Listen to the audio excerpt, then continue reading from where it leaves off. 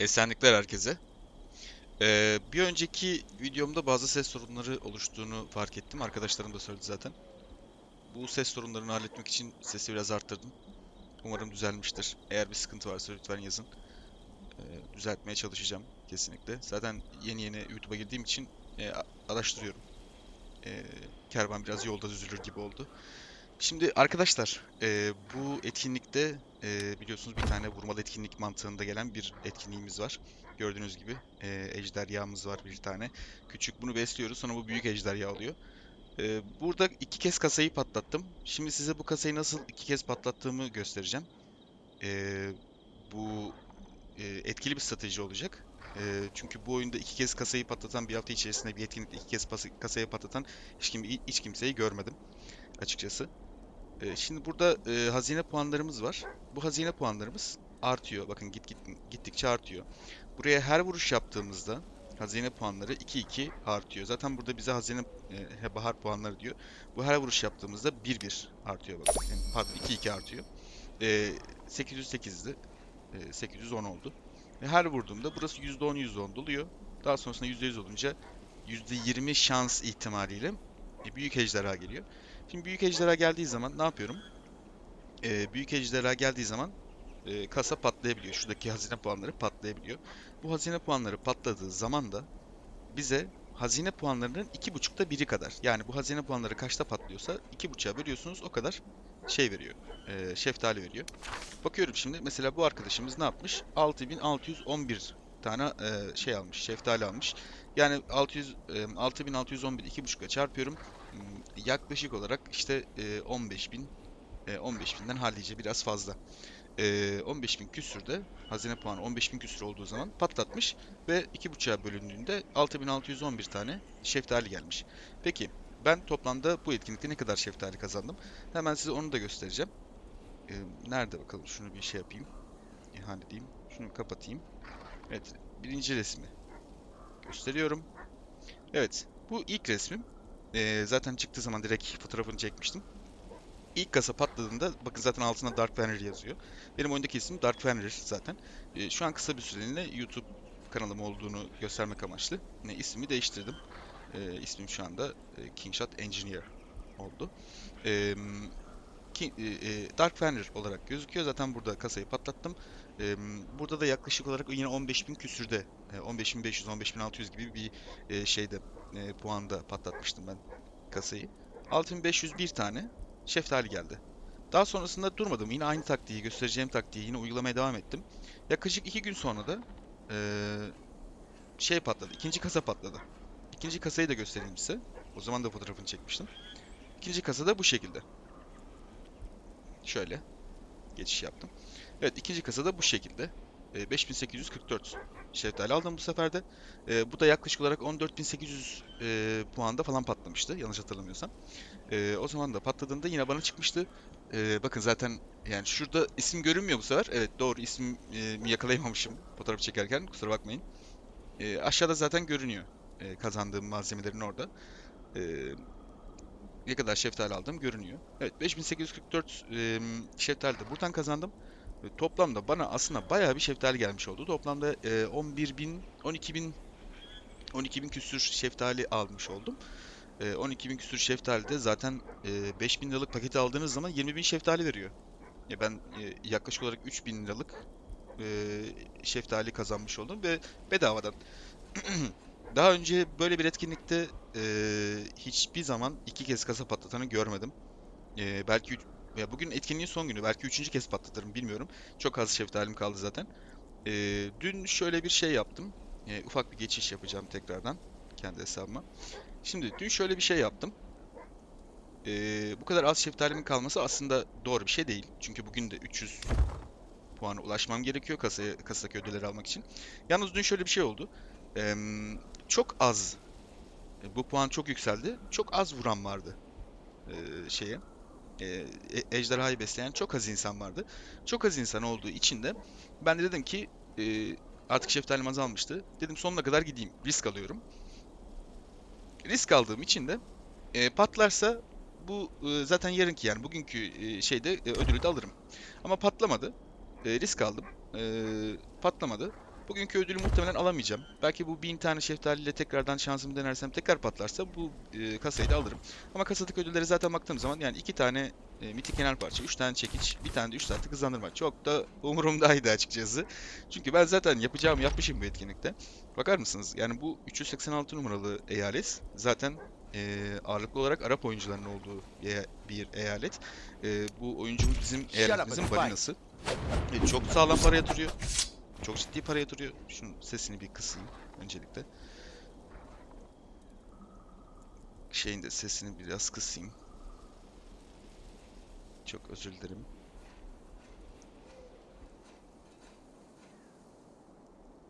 Evet. Şimdi daha iyi olduğunu düşünüyorum. Ee, Dediğim gibi bu eyalette ciddi paralar yatırılıyor. Ciddi oyuncular var. Ve zaten hepsi en az aylık olarak en az 300 dolar 400 dolar rahat yatıran insanlar, bakar mısınız? Hepsinin zaten güçleri yüksek ve balina insanlar zaten. Zaten bir tane balinamız garanti var. Neredeyse megalodon hatta. Eee, Şimdi böyle bir eyalette benim birinci olmamın tek sebebi sadece strateji yapmak ve açıkçası biraz da birikmişim vardı. Sırf bu etkinlik için kenara kumbarama biraz para atıyordum, biriktiriyordum ve bu etkinlikte gelen bütün paketleri almayı düşünüyordum. Tabii ki yeterli olmadı. Fakat bazı ben İstanbul'da yaşıyordum arkadaşlar. Şimdi Antalya'ya geldim. İstanbul'da evimiz kentsel dönüşüme uğradığı için haliyle kentsel dönüşümden dolayı çıkmak zorunda kaldık. Ve benim şehir değiştirmem gerekti. Kentsel dönüşümde İstanbul'da tabii ki de bir yardım yapılıyor sağ olsunlar. Mecburen evden çıktığımız için. Orada gelen yardım ücreti açıkçası tam bu etkinliğin üzerine denk geldi. Oradaki gelen yardım parasını da otomatik olarak buradaki paketleri harcadım. Çünkü oyunda belki sonraki zamanlarda çok da para yatırmayabilirim ama oyunda en kazançlı etkinlik kesinlikle bu tür vurmalı etkinlikler. Çünkü ciddi derecede ödül kazandırıyor. Ciddi derecede malzeme kazandırıyor bize. Bu etkinlik için gerçekten yaklaşık 3 aydır en son şeyde oynamıştım. E, Yine vurmalı etkinlik vardı. Cadılar Bayramı'nda oynamıştım. Cadılar Bayramı Kasım'ın başındaydı. Kasım 1, 2, 3, ikisinde mi 3'ünde mi ne bitti. Daha sonrasında bugün Şubat'ın ortası, Şubat'ın son haftasına girdik neredeyse. Yani yaklaşık olarak 2,5 aydır, 3 Kasım, Aralık, Ocak, Şubat, 3,5 aydır ben bu etkinlik için paso, hızlandırma biriktiriyorum, elmas biriktiriyorum. Şu anda tabii görünmüyor şey. Ne kadar bunlardan ne kadar kazandığım, ne kadar şeftali kazandığım görünmüyor. Aslında bu videoyu dün çekmek istiyordum fakat dün gerçekten çok yoğundum. İşim çok başımdan aşkındı. Dün çok yorgun olduğum için direkt uyumuşum. Çekemedim bu videoyu. Kusura bakmayın lütfen.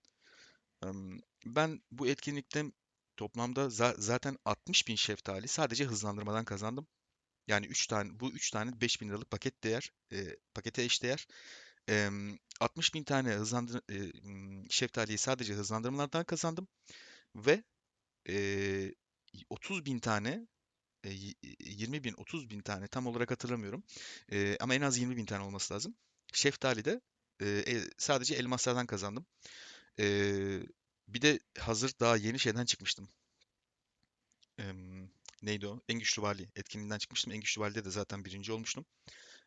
En Güçlü Vali'den çıkmıştım. Kalan malzemelerimi buraya harcadım. Ona rağmen çok iyi gerçekten çanta biriktirmişim. Bu etkinlikte de zaten açık ara burada birinciliğe oynuyorum. Artık son gün daha fazla yükseleceklerini zannetmiyorum. Yükselemezler. Burada da zaten etkinlikte harcadığımız malzemelerden ve hızlandırmalardan dolayı pek malzeme harcamadım. Sadece hızlandırma ve elmas harcadım aslında o kadar. Burada dördüncü oldum. Gördüğünüz gibi zaten bu bizim sürpriz oyuncumuz. Enteresan. Birinci oldu. Balinamız ikinci. Em, Burada da alacağımız ödüller zaten bunlar. Bu ödüller çok da benim açıkçası umurumda değil. Çok da gerekmiyor. Benim için en güçlü vali en çok kazancı sağlayan şeydir, etkinliktir. Size de tavsiye ederim kesinlikle en güçlü vali. Onun da videosunu çekeceğim. En güçlü valide nasıl birinci olur? Her gün birinci olma taktiğini göstereceğim. Çünkü toplamda birinci olabilirsiniz ama her gün birinci olmak gerçekten çok zordur ve ince ince nakış gibi işlemeniz gerekir bunu. E, Bunu da göstereceğim size. Dediğim gibi gerçekten kazançlı bir şey oldu benim için, etkinlik oldu. Peki ben şimdi burada nasıl 2 kez kasayı patlattım onu göstereceğim. Em, Kasayı patlatırken arkadaşlar bir kere bazı parametreler var, bazı ince detaylar var. Bunlara dikkat etmeniz gerekiyor. Bir kere bu kasa, bu hazine puanları en az 12.000 olması gerekiyor. 12.000'den sonra patlıyor. Genellikle işte, 2,5'a bölersek yaklaşık olarak 5.000 puan, 5.000 şeftali veriyor. Yani 12.000, 12.500, 13.000'den sonra vurmaya başlayabilirsiniz. Ben ne yaptım? Ben 12.000, 15.000 12.000, 13.000'i beklemedim. E, Ya daha doğrusu o kadar erken vurmak istemedim. Ben hep 15.000'i bekledim. 15.000 ve yukarıda gördüysem eğer bu hazine puanlarını tak diye vurmaya başladım. Ne zaman ki 15.000 ve yukarısını gördüm tak diye vurmaya başladım. Hemen oto beslemeye aldım. Ve bunu bir hafta boyunca eksiksiz olarak yaptım. Böyle 2 kez, 3 kez, 5 kez denemekle bunları yapamazsınız arkadaşlar. Bunu sürekli yapmanız lazım. Ee, Bu işte açıkçası kasa patlatmak istiyorsanız bu şekilde biraz disiplinli davranmanız lazım. Çünkü bakın buradaki bütün eyaletler bu etkinliği oynuyor. Bütün eyaletler. Yani herkes aynı anda vuruyor. Aynı anda kasa patlıyor. Yüzlerce kişi vuruyor aynı anda belki de. Haliyle size çıkma olasılığı zaten düşük. Ve kasanın patlaması için kasalar sadece büyük ejderha çıktığı zaman patlar. Hatta onu da şöyle gösterebilirim. Ufak bir geçiş yapıyorum. Bakın bu benim farm hesabım. Farm hesabımda mesela şu artık büyük ejderha olmuş. Büyük ejderha olduğu zaman ben bunu beslediğimde bana şeftali çıkma olasılığı ciddi derecede artıyor. Yani zaten sadece büyük ejderhada e, kasa patlıyor. Küçük küçük bu yavru ejderhada kasa patlamaz. Sadece büyük ejderhada kasa patlar. Ben önce bekliyorum. Hazine puanları 12.000'i geçmesi lazım. Benim şahsi vuruş zamanım 15.000 ve yukarısıdır. 15.000'i bekledikten sonra 15.000 baktım 15.000 oldu gördüm. Hemen beslemeye başlıyorum, vurmaya başlıyorum. Şimdi vurmaya başlıyorum dememin sebebi de arkadaşlar bu etkinlikler genellikle vurmalı etkinlik olarak gelir. O yüzden vurma diyorum. Burada şeftaliyi vermeye başlıyorum 15.000'den sonra. Eee, Her zaman 15.000 olduğu zaman şeftali vermeyebilirsiniz. Çünkü şöyle bir durum var. Bakın puanın artış hızını da kontrol etmeniz lazım. İkinci parametremiz bu. Puanın artış hızı. Mesela şu anda aslında yavaş artıyor. Pek de hızlı değil yani. Şu anda gerçekten yavaş artıyor. Yavaş arttığını gördüğünüz zaman 15.000'de geçtiyse vurmaya başlayabilirsiniz. Niye? Çünkü o sırada o etkinliğe oynayan çok az insan var demektir. Çok az insan varsa size çıkma olasılığı daha da artar. Şu an zaten etkinliğin son günü. Milletin elinde zaten şeftali kalmadı. Haliyle vuruş sayısı bayağı az. Şeftalilerinizi biriktirip biriktirip bir kere günlük zaten şu 300 kasa ödülünü kesinlikle almalısınız. Yani en az 300 puan kesinlikle yapmalısınız. Ya bu da ne yapıyor? İşte 150 kez vurmak oluyor. Ee, Bu 300 kasa ödülünü aldıktan sonra bekleyin 15.000'i. Ya mesela gece saatlerinde çok az vuran insan oluyor. Hani bu global bir oyun, bir oyun. Konuşamıyorum yine. Global bir oyun. Haliyle gece saatlerinde vuran insan sayısı biraz daha azalıyor. Sabaha karşı da keza öyle. Öğle saatlerinde çok az olduğunu gördüm keza. Şimdi böyle bir durumda bu artış hızını bir kontrol etmeniz gerekiyor. Baktınız artış hızı az. Hazine puanları da 15.000'i geçmiş. Tak diye vurmaya başla aga. Hiç bekleme yani. Vurmaya başla. Burası zaten birine çıkınca bu hazine puanları sıfırlanıyor. 5.000'e düşüyor. Tamam mı? 5.000'e düştükten sonra artık elini eteğini çekebilirsin vurmaktan. Bekle. Tekrar bekle. 15.000 olduğunu gördüğünüz zaman artış hızı da azsa tekrar vurmaya başlayabilirsin. Bu şekilde ben bir tane zaten kasayı patlattım. Kasaya patladıktan sonra dedim ki artık bir daha çıkmaz herhalde. Yani daha doğrusu hani algoritmik olarak herhalde bir kez kasa patlayan birisine ikinci kez o havuza dahil etmiyordur diye düşündüm. Ama yine de şansımı denemek istedim. Çünkü bildiğim doğru bir yol varsa bu doğru yolu uygulamaktan vazgeçmiyorum. Sonuçta ben bu şeftalilerin hepsini harcayacak mıyım? Harcayacağım. Harcayacaksam bari bildiğim en stratejik, en mantıklı yolu da harcayayım ki en azından ikinci kez çıkıp çıkmadığını görmüş olurum. Denedim, ikinci kez çıktı. Demek ki ikinci kez çıkıyorsa üçüncü kez de çıkabilir, beşinci kez de çıkabilir.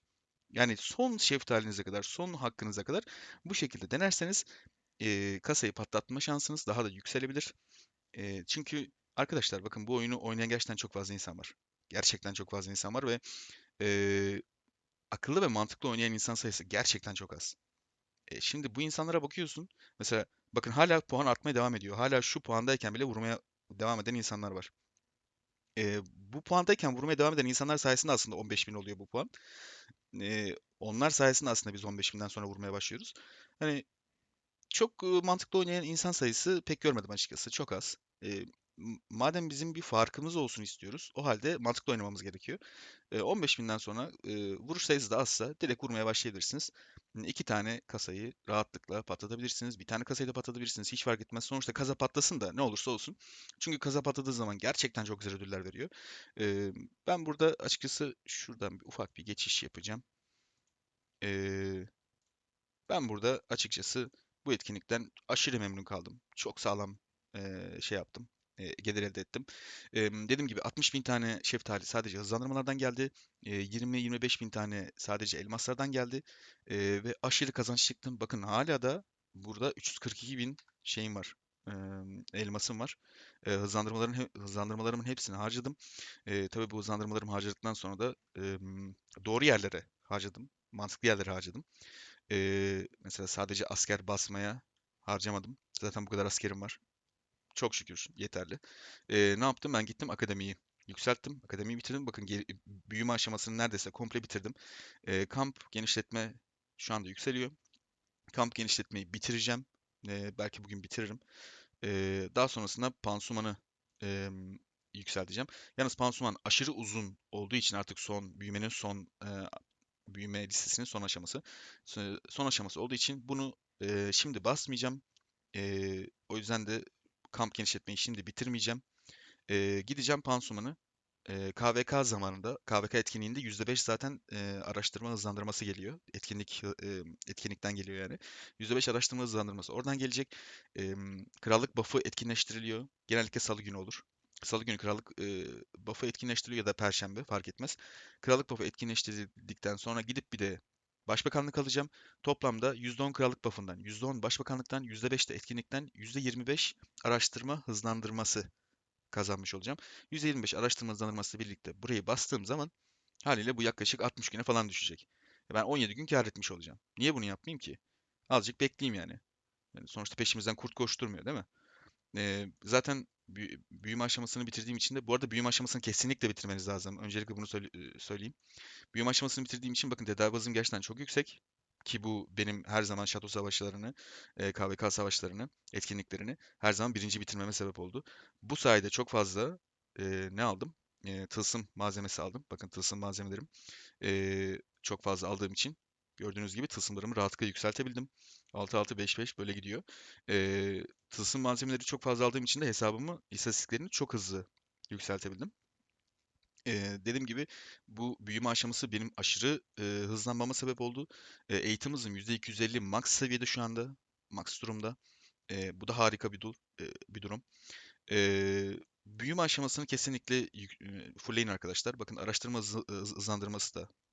hızı da max seviyede %75.3 ve dediğim gibi haftaya bütün buff'ları aldıktan sonra burası %100 olacak.